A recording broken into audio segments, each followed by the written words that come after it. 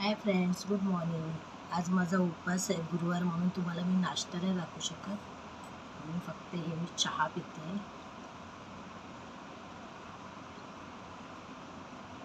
Almost माझी सगळी तयारी झाली आहे. सगळं मी आवडलं आहे.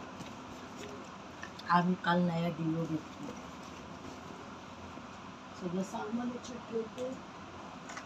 आणि आज नवीन मॅनेजर आलाय ना बाबा, डोक्याला ताप आहे. कधी कधी तर खूप कंटाळा येतो, असं वाटतं कामाला जाऊच नको. लय हेडॅक देतो, खूप म्हणजे खूप. त्याला ना लेडीजची ॲलर्जीच आहे.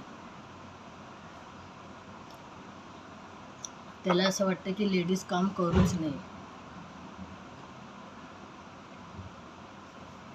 हे देवा, आजचा दिवस चांगला जाऊ दे रे बाबा. Okay friends, bye.